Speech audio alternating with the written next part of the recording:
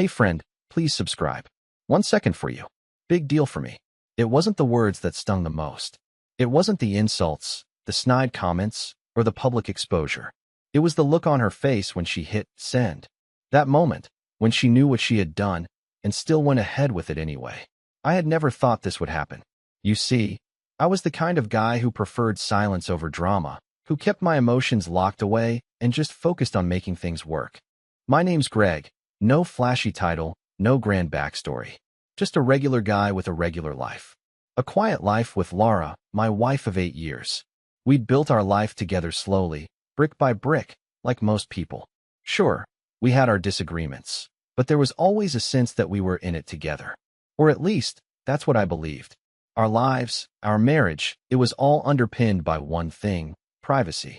We never posted much on social media. She had her account, I had mine, but neither of us used it as a diary for our personal lives. We were both private people, happy to live outside the spotlight. At least, that's what I thought, and I was okay with that. She was the kind of person who craved affirmation in her own way, validation, recognition, attention, but I always assumed that, together, we had our own little world.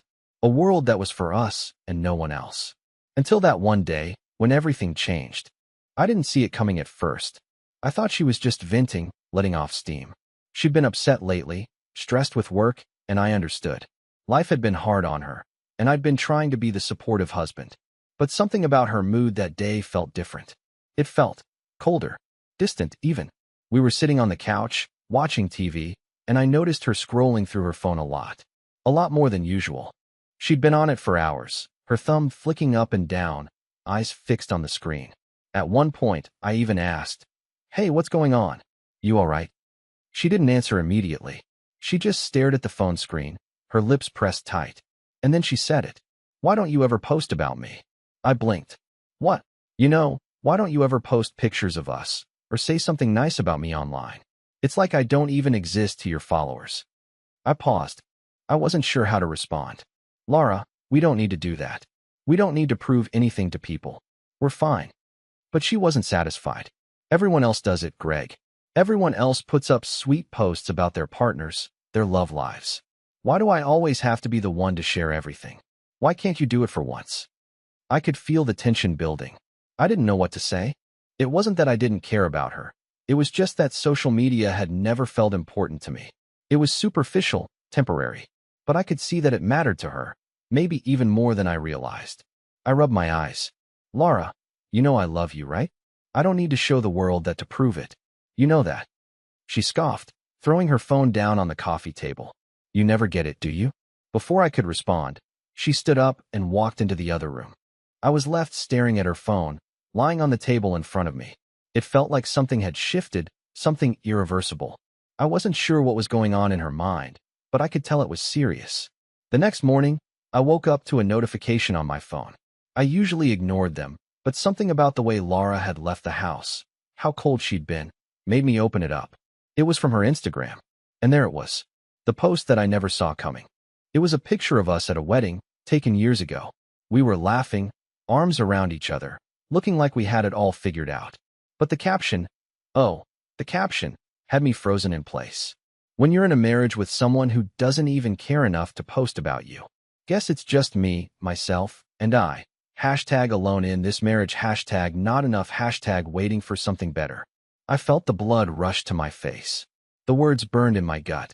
This wasn't just a personal issue, something we could have discussed privately. This was a public attack. She had turned our private pain into a spectacle for the world to see. A cry for attention that was impossible to ignore. She had put me on blast, making it look like I was the villain in our story. The comments started rolling in almost immediately. Supportive comments from her friends, sympathizing with her, calling me selfish. A few people even went as far as to suggest that she deserved someone who would appreciate her more, someone who would make her feel like she was worth the effort. And of course, her friends were there, liking the post, commenting about how brave she was for being honest and vulnerable. I felt humiliated. My mind raced, trying to make sense of it. How could she do this? How could she expose our private issues for the world to judge? It was like she wanted to punish me, to make me feel small. And it worked. But there was one thing she didn't expect. I wasn't just going to sit back and take it. The moment I saw that post, I felt a knot form in my stomach. I tried to shake it off, but it lingered like a dark cloud. I was furious. The idea that my private life, my personal relationship with Laura, was now out there for everyone to judge felt like a betrayal. But what angered me most was how she had made it seem like I was the villain. She painted this picture of me as the uncaring husband, the one who never appreciated her, when in reality, I had always tried my best. We both had our flaws, sure, but this was a new low. I spent the rest of the day trying to calm down. I didn't want to make a rash decision, but the more I thought about it, the more I realized how deeply this hurt me. Laura and I had always kept our struggles between us. We didn't air our dirty laundry in public, at least not until now. This post felt like an ultimatum, a public declaration that our marriage was falling apart, and she was putting it all out there for validation from strangers. I tried calling her, but she wouldn't pick up. I texted her, asking what the hell was going on, but no reply. It was clear she wasn't interested in talking. At least, not to me. By the time I got home that night, I had made up my mind. I wasn't going to let this go without some kind of response. She wanted to make our relationship a spectacle? Fine. But I was going to take control of the narrative. I knew exactly what I had to do. Instead of letting the anger fester, I grabbed my phone and started typing. Not a text to her, not a direct message, but a post. Something that would catch her off guard. Something that would make her realize that I wasn't just going to sit idly by while she tore apart our marriage for attention. I thought for a moment about what I wanted to say. I knew it had to be impactful. I needed it to be clear. No more silence, no more being the passive one. If she wanted to play this game, then fine. But I would play it on my terms. So, I drafted a post. It wasn't a direct attack on her. No, I wasn't going to stoop to that level. Instead, I focused on the truth. I told my side of the story. I explained how I had always been there for her, how I had supported her dreams and ambitions, how I had spent hours helping her with her photography business, her blog, anything she wanted. I reminded everyone that I wasn't the monster she made me out to be. I talked about how hurt I was by the public humiliation, how I never wanted our relationship to become a public spectacle. But I didn't stop there. The part that really hit home was when I revealed something Laura didn't expect anyone to know. Something I had kept hidden for months, her secret relationship with a guy from work. I wasn't proud of it, but I knew it had to be said. I had caught them together a few months ago. It wasn't a full-on affair, at least I didn't think it was.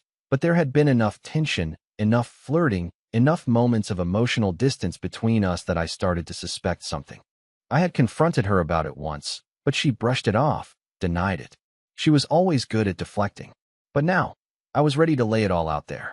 I didn't want to ruin her life, but I wanted her to understand the consequences of her actions. This wasn't just about me anymore. It was about showing her that I wasn't going to take this sitting down. I hit post. Immediately, I felt a rush of adrenaline. I had done it. There was no turning back now. Within minutes, my phone buzzed with notifications. My friends, family, and even a few mutual acquaintances started commenting, sharing the post, and texting me. Some were supportive, others shocked, but everyone seemed to have an opinion. One thing was certain, Laura would never expect this. I leaned back in my chair, staring at my phone. My heart was pounding, but there was a sense of relief in my chest. I had finally done something to take control of the situation. But the thing that scared me the most? I knew this was only the beginning.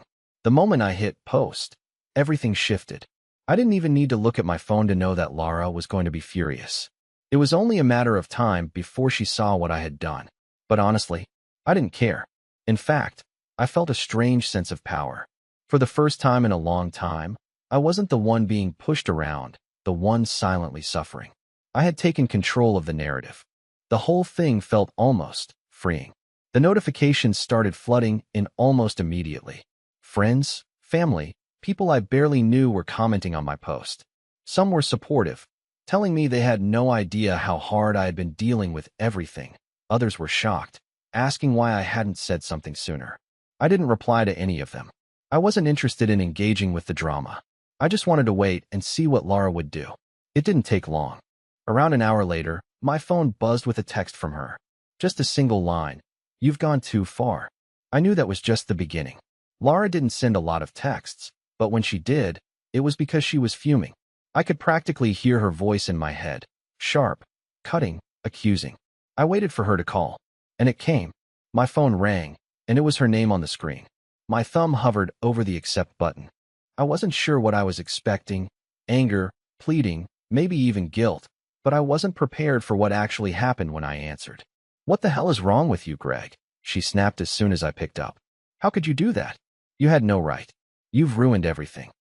I swallowed, trying to keep my voice steady. "I didn't ruin anything. You're the one who decided to make our problems public. All I did was tell the truth." There was a pause on the other end of the line. I could hear her breathing heavily. "You think that's the truth? You think you have it all figured out? You really want to throw everything away like this?" "I'm not throwing anything away, Laura." "You are," I replied, feeling my anger flare. "You decided to air our dirty laundry for the world to see. You wanted attention. Now you have it. But I'm done being the scapegoat. You humiliated me, and I'm not going to sit here and let you make me look like the villain anymore." She was silent for a moment, and I could tell she was weighing her options. I could almost hear the gears turning in her mind as she tried to figure out how to spin this in her favor. But she wasn't going to have the upper hand anymore. Not this time. "You know what, Greg?" she finally said, her voice colder than I'd ever heard it.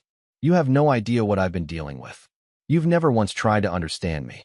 You just sit there, acting like everything's fine, like your little routine is enough. But it's not. And now you've exposed everything. You've made me look crazy." "Crazy?" I repeated, almost incredulously. "You're calling me crazy? You've been ignoring me for months, Laura. You've been emotionally distant, and I caught you with him. Don't even try to deny it. You think I'm just supposed to act like everything's normal while you're out there looking for someone else to validate you?" I could hear her breathing intensify, the frustration and guilt bubbling up on the other end of the line. "You don't know anything. It's not what you think. You don't understand me, Greg." I laughed bitterly, shaking my head. "No, I understand more than you think. You use social media to make me the bad guy, but now it's my turn. And trust me, this won't be the end of it." Before she could respond, I ended the call. It felt like a weight had been lifted off my chest. The adrenaline still coursed through my veins, but now I felt a sense of relief. Relief that I hadn't let her walk all over me anymore. She had been playing a dangerous game, but now the tables had turned. It wasn't just about the post anymore. This was about me reclaiming my dignity, and I wasn't going to back down. But as I sat there, staring at my phone, waiting for the inevitable fallout to continue, I couldn't shake the feeling that things were about to get even messier. Laura wasn't going to let this go easily. In fact, I was starting to realize that she had underestimated me. She thought she could control the narrative, but now I had the power, and I was ready for whatever came next. The next few hours were a blur of frantic texts and constant phone buzzing. I had expected Laura to lash out, but nothing prepared me for the message I received an hour later. It wasn't from her, but from a mutual friend, David. "Hey man, you okay? Just saw Lara's story. What's going on?" At first, I assumed it was just David checking in, probably feeling awkward about the situation. But then I read the message again, and something in my gut tightened. Laura hadn't just posted something for her followers. She had also shared a story with a picture, and it was about me. I quickly opened my Instagram, heart pounding. There it was.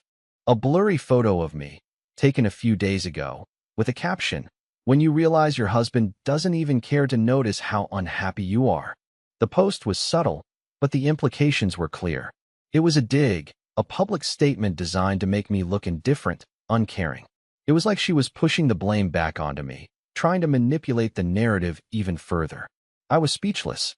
Was this her next move? To paint herself as the victim? To make it seem like I was the one who never noticed her pain?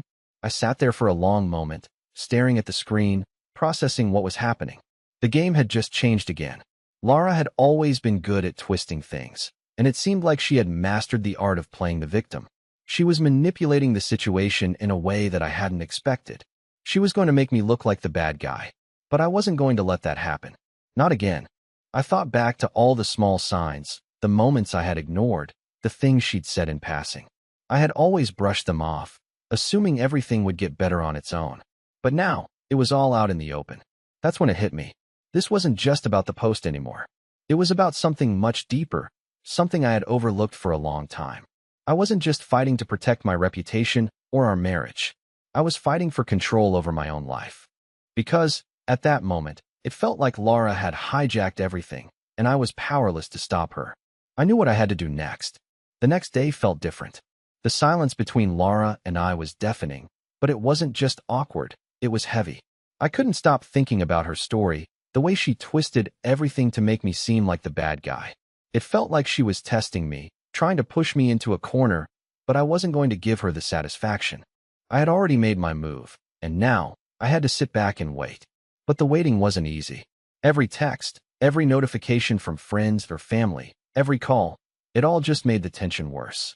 People were starting to pick sides. Some reached out in support. Others seemed unsure, questioning why I hadn't handled things privately. The comments were flooding in, each one like a small dagger being thrown in my direction. But I didn't care. I wasn't going to back down. I knew I had to do something, but what? What was the next step in this twisted game she had dragged us into? I thought back to the earlier moments, when we'd been so connected, when everything between us seemed solid. How had it all gotten here? And more importantly, why was she so determined to make this so public? It was around noon when I got the call. It was Laura. She didn't leave a message, but I saw her name flash across my screen. I hesitated for a moment, knowing that no matter how this conversation went, it wasn't going to be good. But I had to know where her head was at, so I answered. "What do you want, Laura?" I asked, my voice tight but controlled. There was a long pause before she spoke. "We need to talk. In person." I clenched my jaw. The last thing I wanted was a face-to-face conversation. Every part of me screamed to just ignore her, to let her stew in the mess she had created. But I knew I couldn't keep running from it. I had made my own mess too, and it wasn't fair to leave things hanging in the air. "Fine," I said, barely above a whisper. "Where?" Her response was simple. "My place. 7 p.m. I hung up without another word. The whole situation felt like a trap, but I couldn't avoid it forever. I had to face her. When I arrived at her apartment that evening, the air between us was thick with unspoken words. She didn't greet me with a hug, no warm smile like there might have been before. Instead, she stood in the doorway, eyes narrowed. There was a strange intensity to her gaze, something that made me question if I was still seeing the same person I had married. "What do you want to say, Laura?" I asked, trying to sound firm, though my hands were shaking slightly. She let out a deep breath, stepping aside to let me in. "I think you know why I wanted to talk." I followed her into the living room, and we both sat down, the distance between us feeling miles wide. She was calm now, but there was a tension in her posture, as if she were waiting for me to make the first move. "You made a big mistake," she said, her voice low but steady.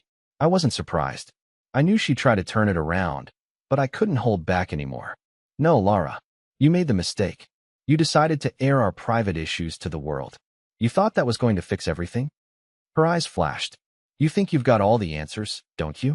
You think I'm the only one to blame? You haven't exactly been the perfect husband, Greg. I've been suffocating in this marriage for months, and you've just been absent. You think I didn't notice?" I stared at her, stunned. "Absent? Are you serious?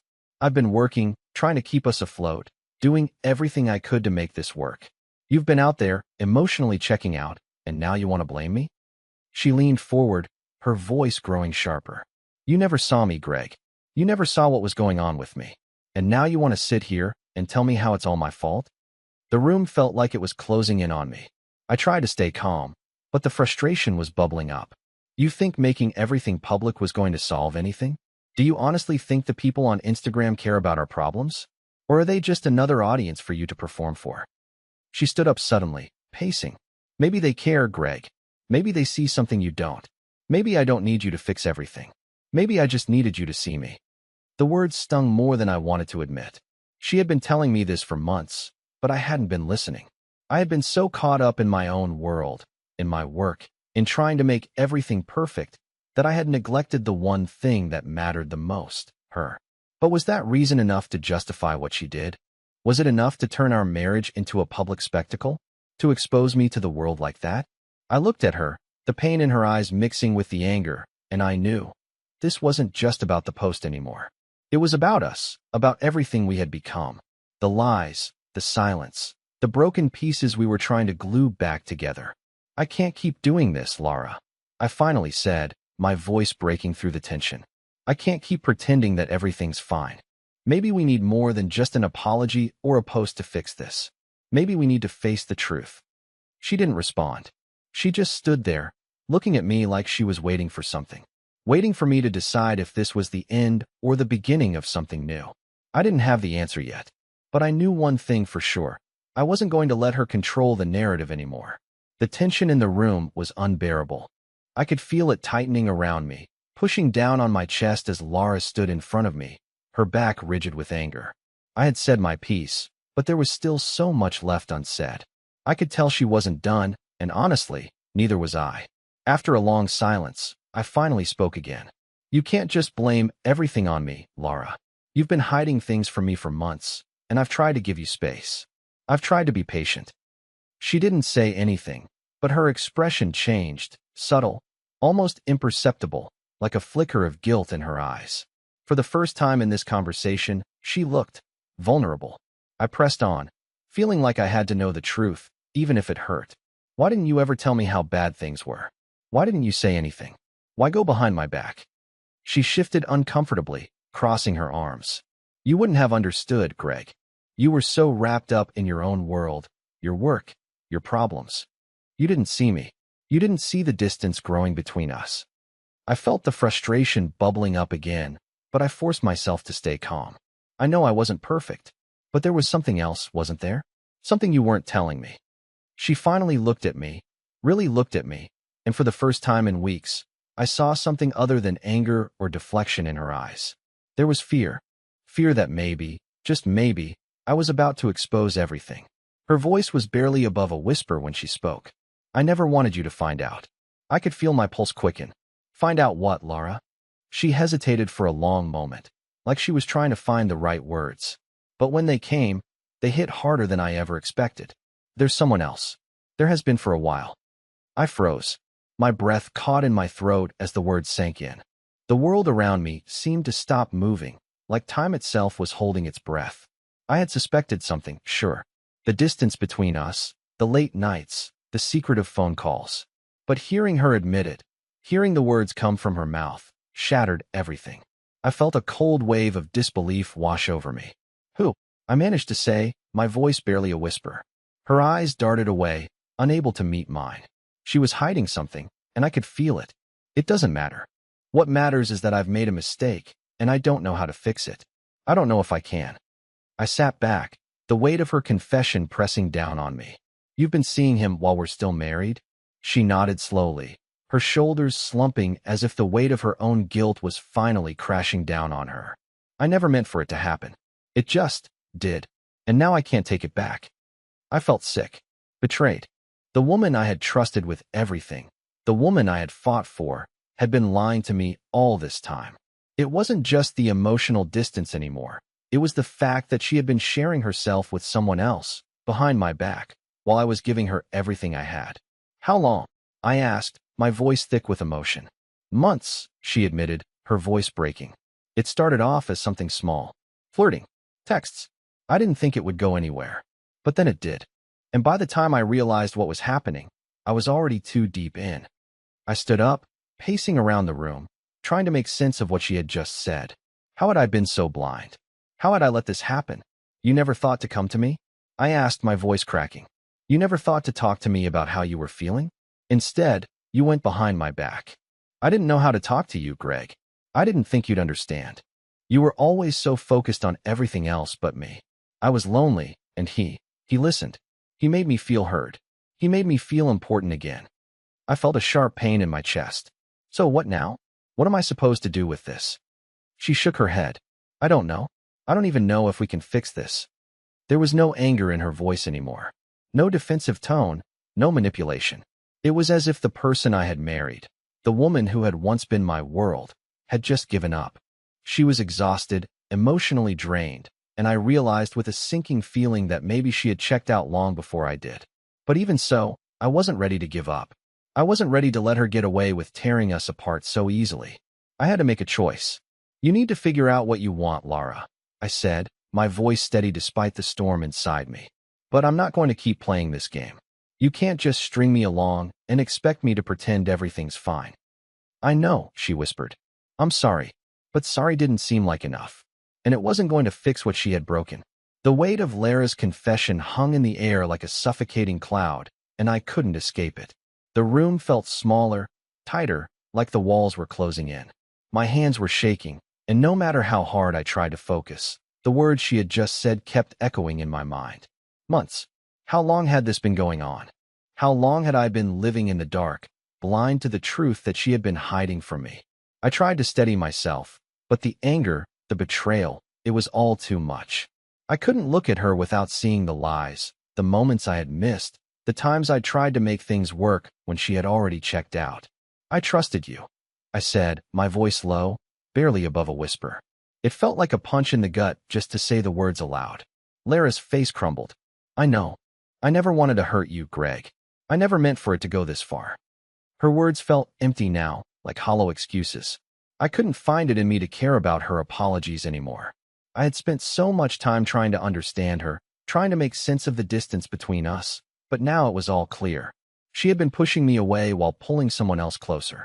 You think you can just apologize and everything will be fine? I asked, incredulously.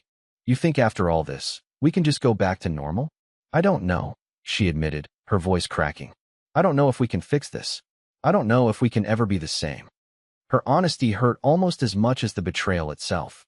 But in a way, it was freeing. At least now I didn't have to pretend I didn't see what was happening. At least I didn't have to keep questioning myself. I stood up, pacing again, trying to make sense of it all. My mind was a whirlwind of frustration, confusion, and sadness. I had given everything to this relationship, but it wasn't enough. And now, Lara was telling me that maybe we couldn't fix it. I took a deep breath, trying to keep my composure. I don't even know who you are anymore, I said, the words cutting through the silence like a blade. Lara's face crumpled even further. She wiped her eyes, but the tears kept coming. I'm sorry, Greg. I never wanted to hurt you. Just what? I snapped, turning toward her. You just didn't care enough to be honest with me? You just didn't care about us? I didn't know how to fix it, she whispered, her voice barely audible. I didn't know how to fix me. I didn't respond immediately. What was there to say? The woman I had loved, the woman I had built a life with, had gone to someone else for the things I wasn't giving her. And now, she was telling me she didn't know how to fix it. It was too late for apologies. I could feel the anger rising again. My chest tightened, and for a moment, I wanted to scream. But instead, I took a deep breath, and when I spoke again, it was more composed, though every word still carried the weight of everything I was feeling. You need to figure out what you want, Lara, I said, trying to keep my voice steady. Because right now, I don't think I'm the person who can give it to you anymore. She shook her head slowly, like she was trying to process my words. What do you mean? I mean, I'm done trying to fix something that's already broken. I can't keep living in this illusion that everything's fine when it's not. Maybe you need time to figure out what you want, but I can't wait around anymore. Not like this. Her face twisted in pain, and for a brief moment, I saw the woman I had once known.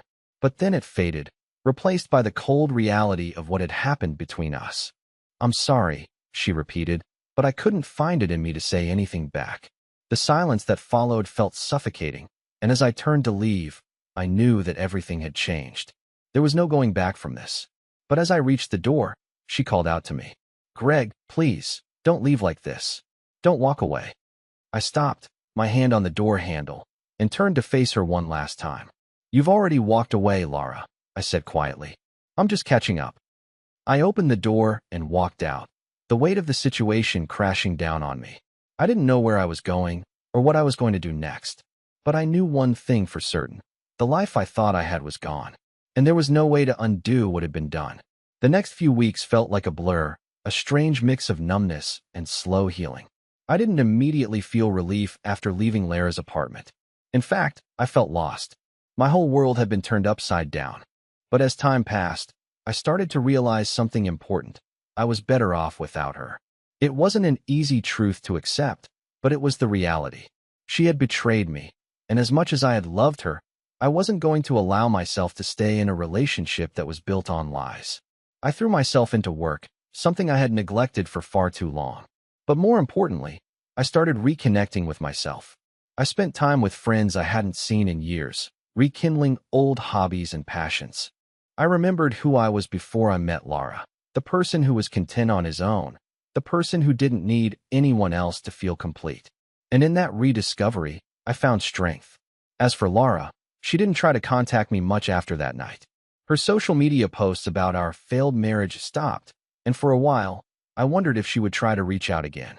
But I had made my decision. I wasn't interested in going back to the person who had so easily walked away from me, who had publicly humiliated me for her own gain. And then, one day, I got a message from David, the mutual friend who had texted me after Lara's post. "Hey, man, have you seen what's going on with Lara? It's bad." I was curious but hesitant. I had no intention of keeping tabs on her, but I couldn't help myself. "What happened?" I asked. David sent a link. It was to an article. My heart dropped when I saw the headline. Social media influencer scandal. Woman's secret affair exposed. I clicked on the link, and my stomach twisted as I read through the article. Lara had gotten involved with a man from her work, someone she'd been seeing behind my back. But what I hadn't known, what she had carefully kept hidden, was that this man had been in a committed relationship with someone else. And now, that woman had found out. The whole affair had been exposed publicly. Pictures, messages, everything. It was karma, in its truest form. Lara had used social media to humiliate me, to make me look like the villain, but now it was her turn to face the consequences. The article went on to describe how the affair had been uncovered by the woman's friends, and how Lara's involvement in the scandal was making headlines across multiple platforms. Her followers, the ones who had once praised her for her openness and vulnerability, were now turning on her, leaving scathing comments about her betrayal. She had become the joke, the cautionary tale, the one who played with fire and got burned. I couldn't help but feel a sense of vindication. It wasn't about revenge, it was about karma. I had tried to protect our privacy, to keep things respectful. But Lara had chosen a different path, one where she thought she could control the narrative, where she could manipulate people's perceptions of her and me. Now, the truth was out there for everyone to see. Over time, Lara's social media presence dwindled. She posted less and less, and eventually, she disappeared from the spotlight entirely. The fallout from the affair and the public humiliation was too much for her to handle. It wasn't just her reputation that had been tarnished, it was her career, her entire brand. And all of it came crashing down, just like the house of cards it had always been. As for me, I found peace. The anger I had once felt slowly faded, replaced by a sense of closure. I wasn't angry anymore. I was free. I had moved on, focusing on my work and building a new life for myself. I realized that in the end, it wasn't the betrayal that had defined me. It was how I chose to rise above it. A few months later, I met someone new. Her name was Emma. She was smart, funny, and kind. She didn't care about social media drama or pretending to be something she wasn't. She was genuine, and with her, I found something I had forgotten existed: trust. I learned that life, no matter how hard it seems in the moment, has a way of bringing you what you need when you least expect it. I wasn't looking for revenge. I wasn't looking for closure. I was just looking for a way to heal, and I found it, not in the aftermath of the storm, but in the calm that followed. Lara had gotten what she deserved, but I didn't need to be the one to deliver it. The universe had its own way of balancing things out, and in the end, it was me who came out on top, stronger, wiser, and more whole than I had ever been before. Please like the video and share your thoughts in the comments. I read them all,